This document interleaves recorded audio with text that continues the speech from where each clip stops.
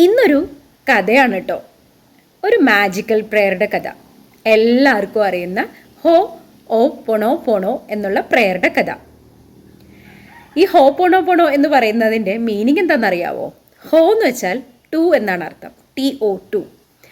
പോണോ എന്ന് പറയുന്നത് കറക്റ്റ് അഥവാ ഹീൽ അല്ലെങ്കിൽ ട്രാൻസ്ഫോം എന്നൊക്കെ പറയാം. എന്ന് വെച്ചാൽ to heal, to transform, to correct. അതിനുവേണ്ടി ഉപയോഗിക്കുന്ന ഒരു പ്രെയറാണ് ടു ഹീൽ ആവാൻ ഉപയോഗിക്കുന്ന പ്രെയറാണ്, അല്ലെങ്കിൽ ടു ട്രാൻസ്ഫോം ആവാൻ വേണ്ടിയിട്ട് നമ്മളെ കറക്റ്റ് ചെയ്യാൻ ഒക്കെ യൂസ് ചെയ്യുന്ന ഒരു പ്രെയറാണ് ഹോ ഓപ്പണോ പോണോ എന്ന് പറയുന്നത്. ഇതിൻ്റെ പുറകിലൊരു കഥയുണ്ട്. എന്താണെന്നറിയോ? ഒരു അമേരിക്കയിലെ ഒരു ഹവായ് ഐസ്ലാൻഡ് എന്ന് പറയുന്ന ഒരു സ്ഥലത്ത് ഒരു ഹോസ്പിറ്റൽ അഥവാ ഒരു വാർഡ് പോലെ ഉണ്ടായിരുന്നു. അതിൽ 300ഓളം മെൻ്റലി ബുദ്ധിമുട്ടുള്ള, മാനസിക ബുദ്ധിമുട്ടുള്ള ഒരുപാട് ക്രിമിനൽസിന് പോലത്തെ ആൾക്കാരെ അവിടെ ചികിത്സിച്ചിരുന്നു. അവരെങ്ങനെയാണെന്ന് വെച്ച് കഴിഞ്ഞാൽ പരസ്പരം അങ്ങോട്ടും ഇങ്ങോട്ടും ഉപദ്രവിക്കുക, അവർ സ്വയം അവരെ തന്നെ ഉപദ്രവിക്കുക, അങ്ങനെയൊക്കെ ആയിരുന്നു. അത്രയും ബുദ്ധിമുട്ടുള്ള പേഷ്യൻസ് ആയിരുന്നു ആ ഹോസ്പിറ്റലിൽ ഉണ്ടായിരുന്നത്. അവിടെ ട്രീറ്റ് ചെയ്യാൻ ഒരു ഡോക്ടേഴ്സും, അഥവാ പോയാൽ തന്നെ എന്താ സംഭവിക്കാമെന്നറിയോ, അവർ ഒരാഴ്ച കൊണ്ടൊക്കെ അവർക്ക് മതിയായിട്ട് തിരിച്ചു വരും. അങ്ങനെയായിരുന്നു അവിടെ ഉണ്ടായിരുന്നത്. ആ സമയത്താണ് അവിടുത്തെ ഗവൺമെൻറ് നമ്മുടെ ഡോക്ടർ ഹ്യൂലിയനെ അവിടെ നിയമിക്കുന്നത്. അദ്ദേഹം അവിടെ ചെന്നത് എപ്പോഴാണെന്നറിയാവോ? 1984. 1987 ആയപ്പോഴേക്കും ആ ഹോസ്പിറ്റലിൽ ഒരു പേഷ്യൻസും ഇല്ല.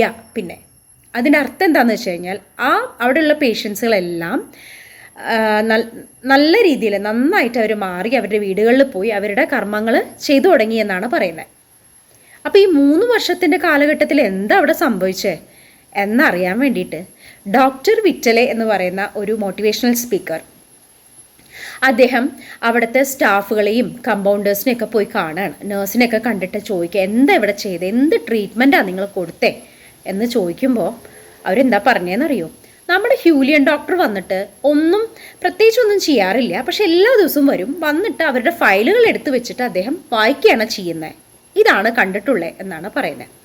അപ്പം നമ്മുടെ ഡോക്ടർ വിറ്റലിക്ക് ആകെ സംശയം, എന്താ അവിടെ സംഭവിച്ചേ അതറിയാൻ വേണ്ടിയിട്ട് ഈ ഡോക്ടർ വിറ്റൽ എന്ത് ചെയ്തു എന്നറിയാമോ?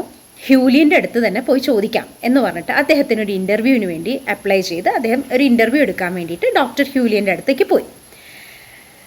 ഡോക്ടർ ഹ്യൂലിയൻ എന്താ മറുപടി പറഞ്ഞതെന്നറിയോ? നിങ്ങൾ എങ്ങനെയാണ് ഇത്രയും 300 ആൾക്കാരുടെ രോഗം മാറ്റിയേ, ഒന്ന് പറഞ്ഞു തരാമോ എന്ന് ചോദിക്കുമ്പോൾ പറഞ്ഞത്, ഞാൻ എൻ്റെ നെഗറ്റീവ് സൈഡുകളെ ഞാൻ ക്ലിയർ ചെയ്യുകയാണ് ചെയ്തത്, അതോടുകൂടെ അവരുടെ അസുഖങ്ങളും മാറി എന്നാണ് പറയുന്നത്. അപ്പോൾ എന്താ അവിടെ സംഭവിക്കുന്നത്? ഡോക്ടർ ഹ്യൂലിയൻ എന്താണ് ചിന്തിക്കുന്നതെന്ന് വെച്ച് കഴിഞ്ഞാൽ, അദ്ദേഹത്തിന് ഈ ഹോസ്പിറ്റലിൽ വന്ന് വർക്ക് ചെയ്യാൻ അദ്ദേഹം ചെയ്ത എന്തോ ഒരു കാരണം കൊണ്ടാണ് അദ്ദേഹം ഈ ഹോസ്പിറ്റലിൽ ഈ 300 ആൾക്കാരുടെ ഇടയിൽ ജോലി ചെയ്യാൻ വന്നത് എന്നാണ് അദ്ദേഹം ചിന്തിക്കുന്നത്. അതിനൊരു കാരണമുണ്ട് എന്നാണ് ചിന്തിക്കുന്നത്. ആ കാരണം, ആ ഉത്തരവാദിത്തം, ആ 300 പേഷ്യൻസിൻ്റെ ഉത്തരവാദിത്തം അദ്ദേഹം ഏറ്റെടുത്തിട്ടാണ്, ഞാനാണ് അതിൻ്റെ ഉത്തരവാദി എന്ന് ഏറ്റെടുത്തുകൊണ്ടാണ് അദ്ദേഹം ആ പ്രെയർ ചൊല്ലിയത്.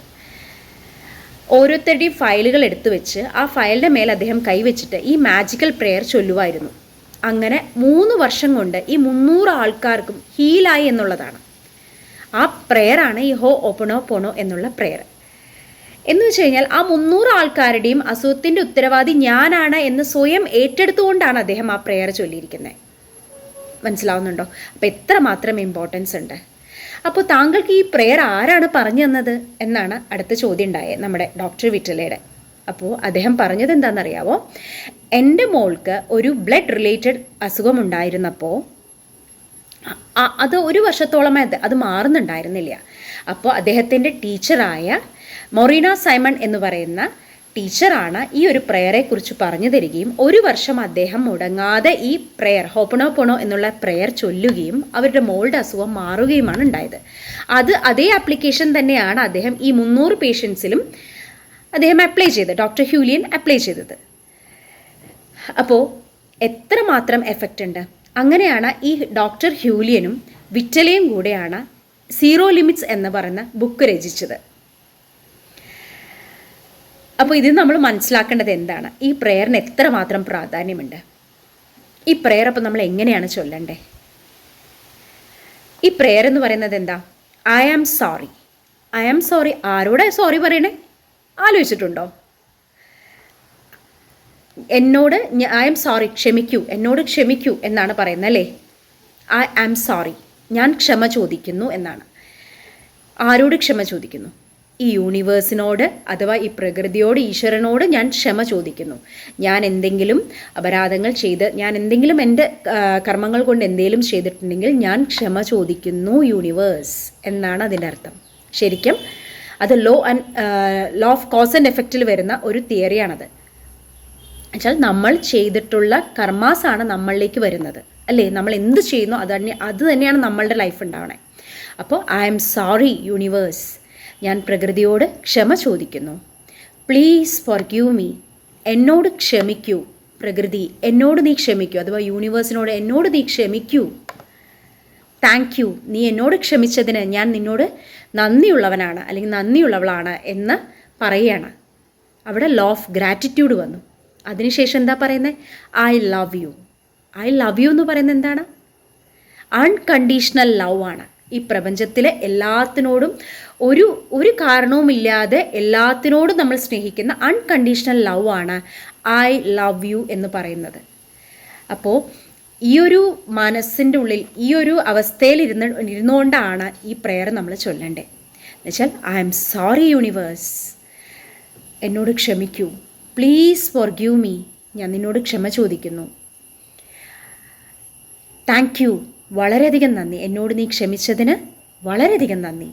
ഐ ലവ് യു, ഞാൻ നിന്നെ ഒത്തിരി സ്നേഹിക്കുന്നു, ഈ പ്രകൃതിയുള്ള എല്ലാത്തിനെയും ഞാൻ സ്നേഹിക്കുന്നു എന്ന അവസ്ഥയാണ് ഈ പ്രെയറിൻ്റെ ഇമ്പോർട്ടൻസ്. അപ്പോൾ ഇത് ചൊല്ലുമ്പോൾ നമ്മളുടെ മനസ്സിൽ എത്രമാത്രം തീവ്രമായിട്ടാണ് ഇത് ചൊല്ലേണ്ടത്. ഒരു യാന്ത്രികമായി ചൊല്ലാതെ നമ്മളിതിൽ ഇൻവോൾവ് ചെയ്തിട്ട് ചൊല്ലിക്കഴിഞ്ഞ് കഴിഞ്ഞാൽ ഇതിൻ്റെ എഫക്റ്റ് തീർച്ചയായും ഉണ്ടാവും. നമ്മളുടെ ലൈഫിലുണ്ടാവുന്ന ഓരോ പ്രോബ്ലംസിൻ്റെയും ഉത്തരവാദി എന്ന് പറയുന്നത് നമ്മൾ തന്നെയാണ്, അത് വേറൊരാളല്ല. നമ്മുടെ ലൈഫിൽ നല്ലതുണ്ടായാലും മോശകാര്യങ്ങളുണ്ടായാലും അതിൻ്റെ ഉത്തരവാദിത്വം നമ്മൾ എന്ന് ഏറ്റെടുത്തുകൊണ്ട് നമ്മളിത് ചൊല്ലുമ്പോൾ അത് ആ പ്രോബ്ലം സോൾവായി പോവാണ്. അതുകൊണ്ടാണിത് മാജിക്കൽ പ്രെയർ എന്ന് പറയുന്നത്. പലർക്കും അറിയാറില്ല. പലരും ഒരു യാന്ത്രികമായി I am sorry, please forgive me, thank you, I love you എന്ന സ്പീഡിൽ ഇങ്ങനെ ചൊല്ലിക്കൊണ്ടിരിക്കും. പക്ഷേ ഇത് മനസ്സിലാക്കി ചൊല്ലുമ്പോൾ അതിന് ഒത്തിരി എഫക്റ്റ് ഉണ്ടാവും. ഇതെങ്ങനെ ചൊല്ലണമെന്നും ഇതിന് അഡ്വാൻസ് ലെവലൊക്കെ ഉണ്ട്. അത് നമുക്ക് നെക്സ്റ്റ് വീഡിയോയിൽ പറയാം, അല്ലെങ്കിൽ ഇത് ഒത്തിരി ലെങ്തി ആയി പോവും. ഓക്കെ, എല്ലാവർക്കും മനസ്സിലായി കാണുമെന്ന വിശ്വാസത്തോടെ നിർത്തുന്നു. Thank you.